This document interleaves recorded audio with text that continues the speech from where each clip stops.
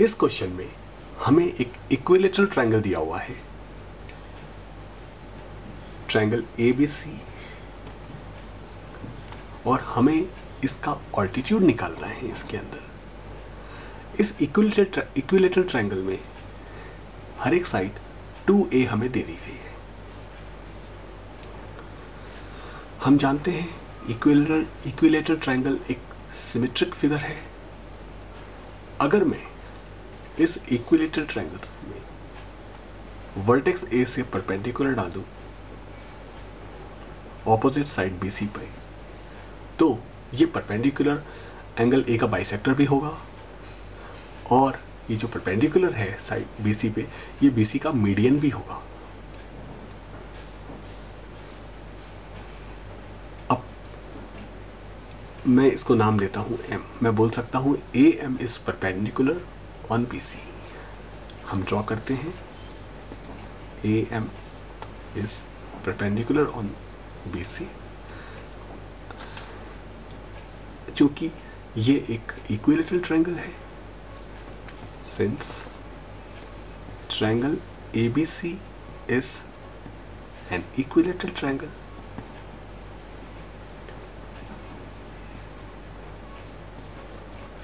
आप कह सकते हैं कि AM is a bisector of BC, और you can say AM bisects BC।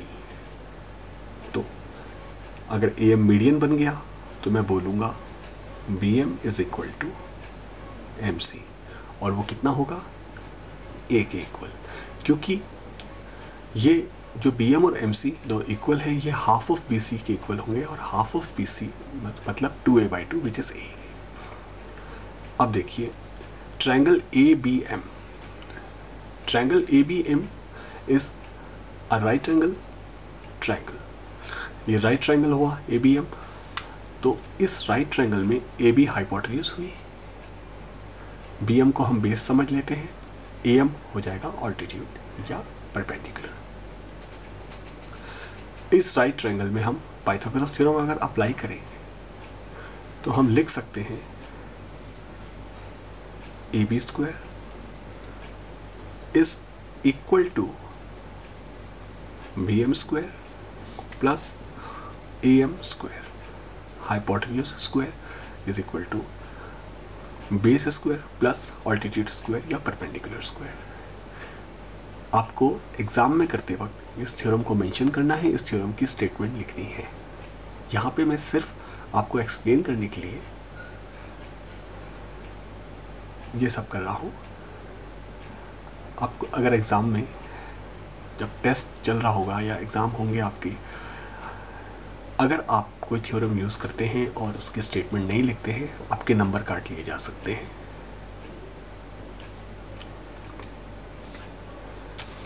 Right triangle ABM में मैंने पाइथागोरस थ्योरम अप्लाई की, मुझे AB की वैल्यू दी हुई है, वो है ट्वाइस ऑफ A। BM मैंने पता लगाया है, वो है A, क्योंकि AM मीडियन है और BC को बाइसेक्ट करता है, तो BM हो जाएगा A।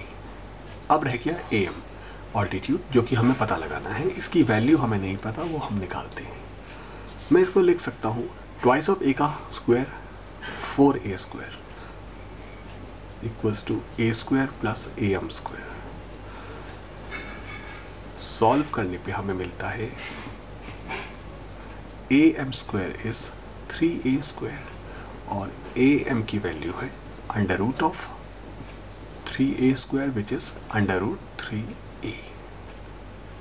तो AM हमें मिला अंडर रूट 3A, उस इक्विलेटरल ट्रायंगल का ऑल्टीट्यूड जिसकी साइड है 2A।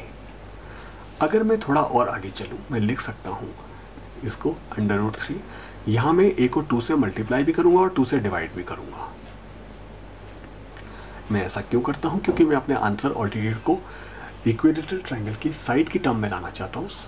तो देखिए ये बन जाता है √3 2A/2, और हमें पता है कि 2A तो साइड है, तो ये बन जाएगा √3 multiplied by side divided by 2।